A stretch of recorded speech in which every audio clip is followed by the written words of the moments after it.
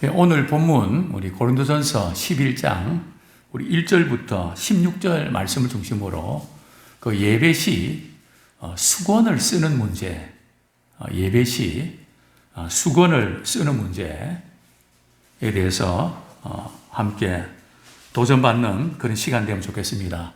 오늘 본문 우리 1절에 보면 내가 그리스도를 본받는 자가 된 것 같이 너희는 나를 본받는 자가 되라. 오늘 11장 그 1절은 우리 뒷부분에 나오는 것과 연결이 될까요? 아니면 우리 앞부분, 우리 8장부터 시작되는 앞에 있는 부분과 연결될까요? 우리 11장 1절은 우리 고린도전서 8장부터 10장까지 이렇게 다루고 있는 우상의 제물에 대한 그런 결론입니다. 그래서 바울이 내가 그리스도를 본받는 자가 된 것 같이 너희는 나를 본받는 자가 되라. 참 바울에게 있어서 우리가 크게 이제 도전을 받는 것은 빌립보서에서 이렇게 고백을 합니다.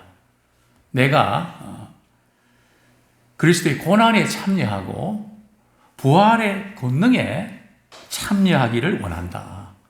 즉 예수님의 그 십자가 사건을 바울은 삶 속에서 십자가 사건을 통해서 내가 구원받는 그런 것으로 끝나는 것이 아니라 나도 내 삶 속에서 그리스도의 고난에 참여하는 그것을 뼛속 깊이 또 삶 속에서 경험하기를 원했던 것입니다. 그리고 부활의 권능에 참여하기를 원한다.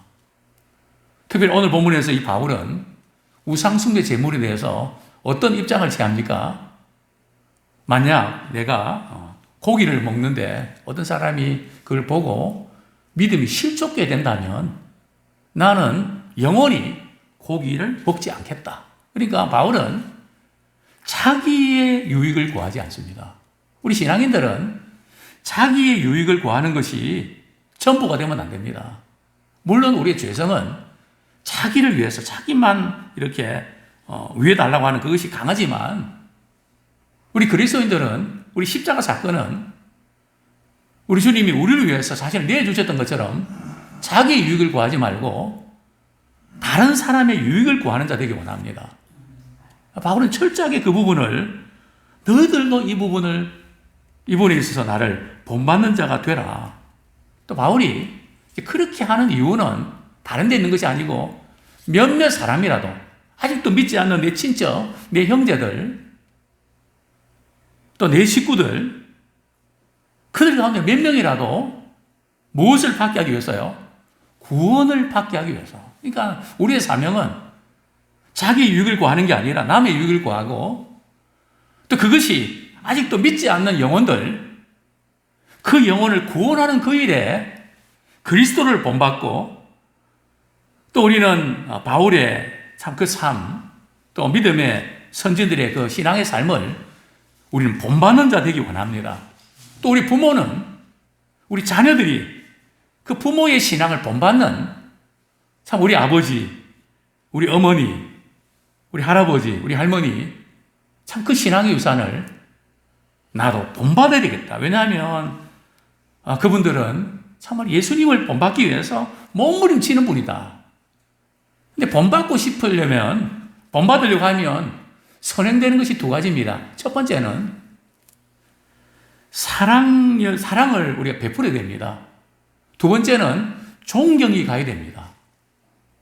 즉 사랑과 존경을 이렇게 받을 때 그분을 닮고 싶습니다. 또 우리가 예수님을 닮고 싶고 그 신앙인의 좋은 부분들을 우리가 닮고 싶은 겁니다. 자, 오늘 본문 우리 고린도전서 11장 2절 같이 한번 읽겠습니다. 시작. 너희가 모든 일에 나를 기억하고 또 내가 너희에게 전하여 준 대로 그 전통을 너희가 지킴으로 너희를 칭찬하노라. 자, 여기서 아까 우리 11장 1절이 앞에 있는 문제에 대한 결론을 말씀한 이유가 뭔가 하면 12장 2절에 보면 헬라 원문에 보면 말이죠. 이제라고 하는 헬라어로는 대라고 하는 접속사가 쓰여 있는데요. 이것은 새로운 주제를 전할 때 쓰는 접속사입니다. 그래서 이제 11장 1절은 앞부분에 대한 결론이라는 것을 우리는 알게 되죠.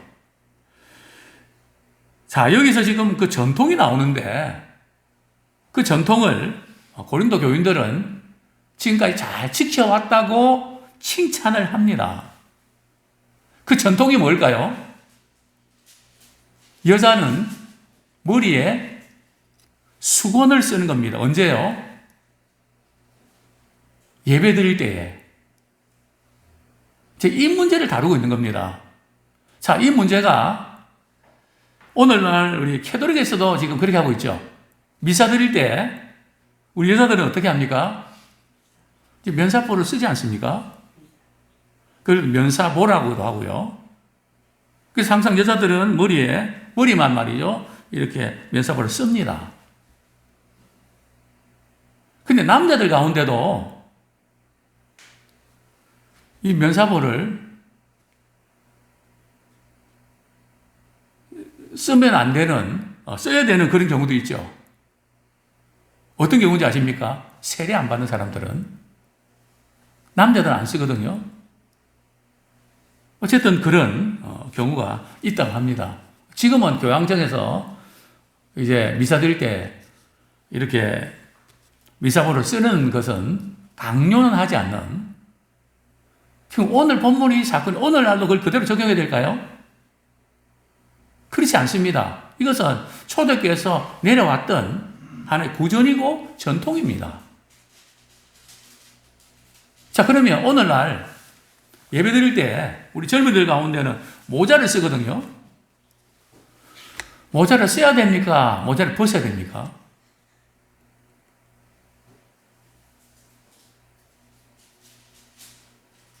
특별히 요즘 젊은이들은 참 모자를 많이 씁니다. 물론 암투병 하면서 머리가 빠지니까 참 모자를 써야 되는 그런 참 안타까움도 때론 있지만 우리 젊은이들은 조금 사정이 다른 케이스죠. 모자 쓰는 것이 습관화되어 있으니까. 그 모자를 쓰고 안 쓰고 사실 그 부분은 그렇게 중요한 거 아닙니다. 그것은 그 전통이고 그것도 그 문화거든요. 그 관습입니다. 물론 우리 동양권에는 실내에서 모자를 쓰는 것은 좀 결례는 결례입니다. 우리는 그렇게 이렇게 배워왔고 그렇게 알고 있거든요. 그런데 이제 시대가 지나면서 이런 전통과 이 관습들은 이제 조금 달라지는데 오늘 저희들은 그러면 그 우리하고는 상관이 없는 그런 부분들을 왜 성경에 기록됐을까? 오늘 본문의 강조점은 여자가 머리에 수건을 쓰느냐 마느냐 그 자체가 이렇게 강조점이 있는 게 아니고요. 교회 안에서 남자와 여자의 그 역할, 또 남자는 남자다고 여자는 여자다고 되는데 어떻게 해야 되는가? 이제 그 부분을 이제 강조를 하고 있는 것입니다. 자, 문제는 고린도 교회에 이 문제가 제기됐다는 것은 이런 문제가 생겼다는 거 아닙니까? 어떤 문제일까요? 여자들 가운데 왜 남자들은 예배 드리는데 머리에 수건을 안 쓰고 예배 드리는데 왜 우리 여자들만 머리에 수건을 꼭 써야 되냐? 지금 헬라 문화권에서 굉장한 그 자유를 이렇게 강조하는데 꼭 그렇게 왜 여자들은 그런 것에 이렇게 구애를 받아야 되냐? 이거 인권 침해 아니냐? 또 그리스도인들은 진리 안에서 우리가 자유함을 얻은 거 아니냐? 근데 구태여 이제 이런 문제에 매일 필요가 있냐? 어떻습니까? 우리나라 이제 초기에 기독교가 들어올 때에 또 천주교가 들어올 때에 여러 가지 많은 어려움이 있었죠. 그 중에 하나가 어떤 문제입니까? 바로 제사 문제였습니다. 그래서 천주교에서는 이 제사 문제 때문에 계속 많은 사람이 순교를 하니까 천주교에서는 제사 문제를 열어놓습니다. 이것 때문에 이렇게 많이 순교하고 복음이 전해지는, 하나님의 말씀이 전해지는데 장애물이 되니까. 그래서 지금 전주교는 뭐 제사 문제, 그걸 그렇게 개신교처럼 강하게 이제 반대를 하지 않고 뭐 그냥 받아들이고 있죠. 오늘 본문에서 우리가 한번 짚고 넘어야 될 것은 성경은 그 나라의 문화와 관습을 어느 범위 내에서 수용하고 어떤 부분에서는 하지 말라고 하는가. 지금 바울은 이 고린도 교회 이 문제에 대해서 그동안 지켜왔던, 초대교회가 지켜왔던 예배 시에 여자가 이제 머리에 수건을 쓰고 이제 예배 드리는 거, 그 좋은 전통을 인정을 합니다. 그 관습을 그대로 지켜야 된다. 그게 바로 우리 16절에 보면 논쟁하는 생각을 가진 자가 있을지라도 바울의 견해에 대해서 이제 써야 된다는 것에 대해서 반발을 가진 사람이 있다 할지라도 우리에게는 하나님의 모든 교회는 이런 관례가 없느니라. 그대로 이렇게 쓰고 여자는 머리에 수건을 쓰고 예배 드려야 된다. 그걸 강조하는 겁니다. 그래서 그 성경은 그 나라의 전통과 관습을 폐척하는 것은 아닙니다. 다만 조건이 있습니다. 그것이 그 전통과 관습이 하나님의 말씀에 위배될 때는 그것을 이렇게 지향하고 반대해야 됩니다. 그러니까 충돌이 생기죠. 제사 문제는 어떻습니까? 제사 드리는 그 자체가 하나님 말씀에 위배됩니까? 위배되지 않습니까? 위배되죠. 이해하시겠습니까? 그래서 성경에서 이 전통과 관습, 예를 들어서 무슨 이자 문제도 그렇습니다. 성경에 보면 형제들에게는 이자 받지 말라 그랬는데 오늘날 이자 받으면 안 됩니까? 그냥 주식 투자하고 펀드 투자하고 어쨌든 재테크해서 뭐 이렇게 불리는 거 잘못입니까? 그렇지 않거든요. 그래서 그런 부분들은 그 시대에 따라서 적용 자체가 굉장히 다양하게 적용되고 있다는 겁니다. 그러나 도덕적인 또 말씀이 명확하게 분명히 언급하고 있는 부분들은 불변이죠. 시대가 바뀌어도 그것은 바뀌지 않습니다.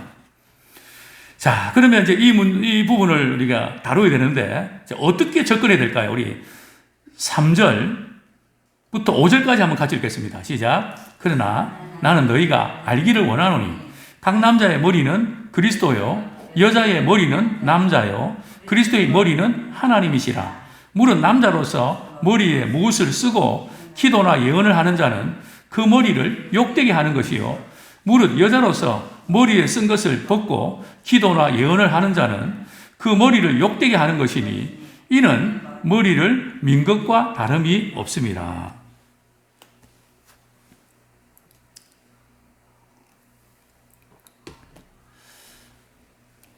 여자의 머리는 누구라고요? 남자입니다. 여자의 머리는 남자다. 또 남자의 머리는 누구라고요? 그리스도고 그리스도의 머리는 하나님이십니다. 그러니까 머리에 무엇을 쓴다 하는 건 의미가 뭘까요? 여자가 공예배 시에 머리에 수건을 써야 된다 그러는데 머리에 수건을 쓴다는 의미는 뭘까요? 나는 어떤 사람의 복종하에 있다는 거죠.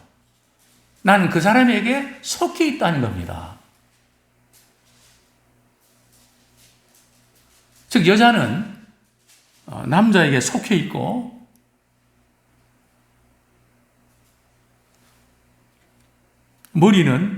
여자의 머리는 남자라는 거죠. 그래서 우리가 항상 이 부분, 우리 그리스도인들은 내가 머리가 아니고 그리스도가 머리가 되시거든. 그분의 지시와 그분의 통치를 받아야 됩니다. 그분이 말씀하시면 거기에 이해하고 반응을 해야 됩니다. 그러니까 이제 여자가 머리에 못 쓰는 것은 그 복종을 할 존재가 있다는 것을 이제 의미하는 것이죠. 그렇습니다.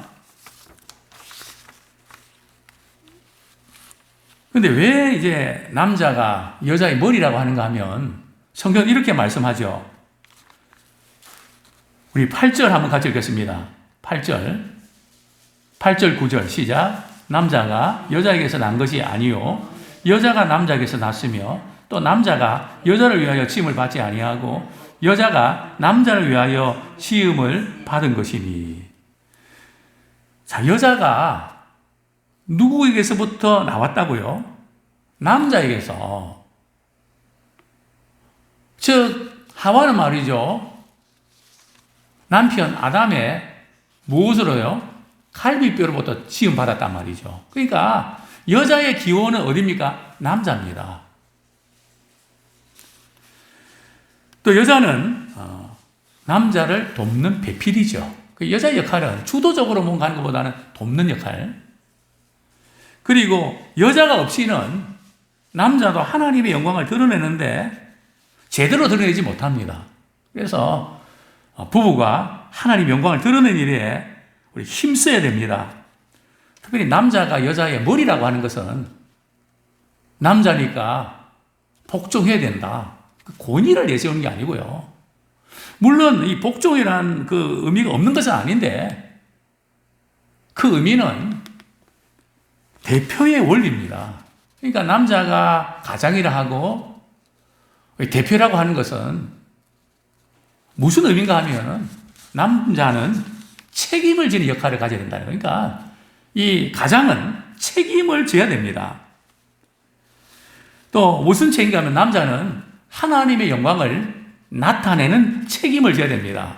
7절에 보면 남자는 하나님의 형상과 영광이니 그 머리를 마땅히 가리지 않거니와 여자는 남자의 영광이니라.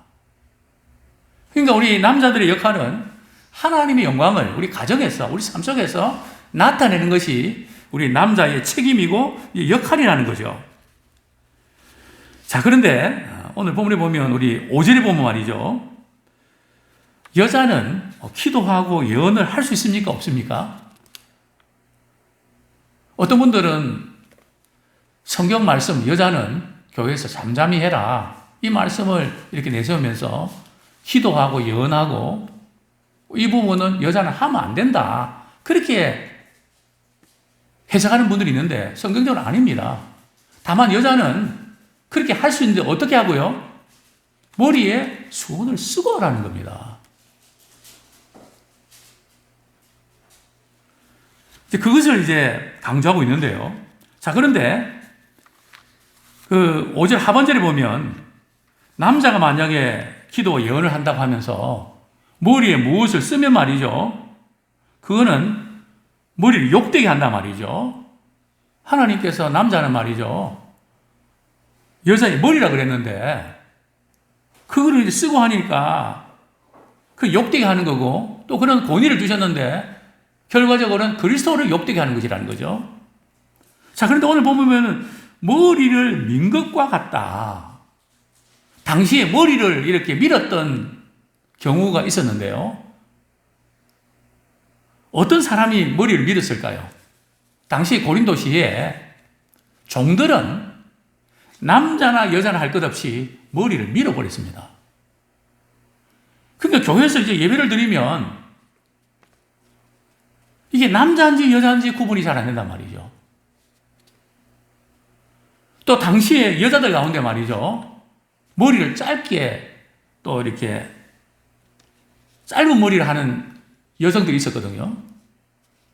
근데 그런 여자들은 어떤 사람인가 하면 간음을 해가거나 당시에 창녀들이 그렇게 했습니다. 그러니까 교회 내에서 이제 공동체에서 이 질서가 깨어지니까 이런 부분에서 지금은 그런 문제를 우리가 문제가 안 되는데 당시에는 굉장히 혼돈속에 빠질 수 있죠.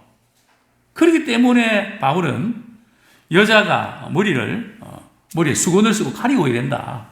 자, 그 다음에 우리 10절 말씀 같이 읽겠습니다. 10절 시작. 그러므로 여자는 천사들로 말미암아 권세 아래에 있는 표를 그 머리 위에 둘지니라.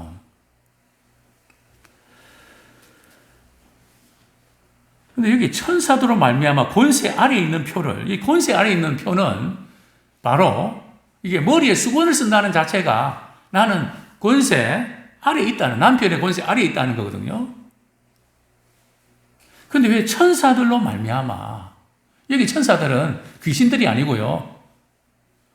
성도들을 섬기고 보호하고 지키는 좋은 천사들입니다. 그 천사들 이렇게 앞에서도 그 하나님의 영광을 드러내는 예배를 통해서 그것을 의미하는 것이죠. 자, 그렇습니다. 자, 그러면서 바울은 여자가 남자에게서 지어졌다는 것을 언급하면서 한 가지를 또 이렇게 좀 보완을 하는데요. 우리 11절, 12절 같이 읽겠습니다. 시작. 그러나 주 안에는 남자 없이 여자만 있지 않고 여자 없이 남자만 있지 아니하니라. 이는 여자가 남자에게서 난 것 같이 남자도 여자로 말미암아 났음이라. 그리고 모든 것은 하나님에게서 났습니다. 이제 이 남자 여자의 어떤 그 역할을 다시 한번 강조하죠. 우리가 이제 육적으로는 우리가 남자도 부모를 통해서, 여자를 통해서, 어머니를 통해서 나지 않습니까? 그러니까 남자가 여자에게서 낳고 여자가 남자에게서 낳았다. 이 부분들은 남자, 여자가 다 하나님께서 낳았다는 것을 강조하고 있고요. 서로 상호 의존하고 보완을 해야 된다는 겁니다. 뭐 남편 혼자이므로 내가 모든 옳고 그게 아니고요.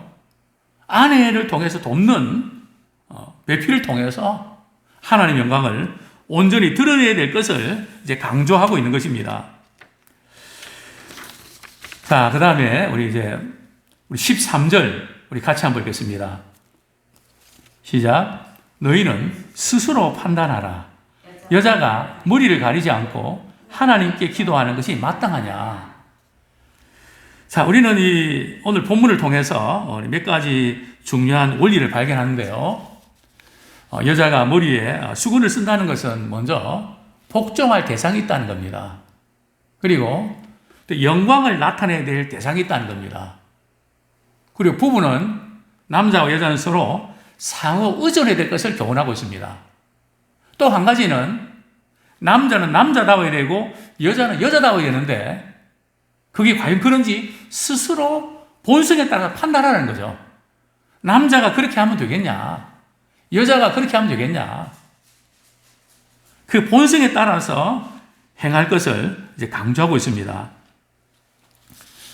사랑하는 성도님들이요, 이제 우리는 오늘 말씀을 통해서 전통 또 그 구전에서 내려오는 그 좋은 부분들은 우리가 본받고 우리가 적용을 해야 되는데, 정말 우리 남자의 머리는 누군가, 여자의 머리는 누군가, 남자의 머리는 누군가, 또 그리스도의 머리는 누구인가, 우리는 늘 그 위에 있는 권세에 복종하고 그분께 영광 돌려드리고 우리는 서로 돕는 자 되기 원합니다. 우리는 서로 챙겨주는 자가 되어야 됩니다. 항상 우리 놓치는 게 맞거든요. 우린 잘한다고 하지만은 누구의 도움이 절대로 필요합니다. 그래서 하나님은 교회 공동을 주셨고 가족 공동체를 주셨습니다. 그래서 이런 하나님께서 우리에게 주신 이 놀라운 교훈들을 우리가 삶 속에 실천하면서 정말 하나님께 영광 돌려드리는 믿음의 사람 되기를 소원합니다.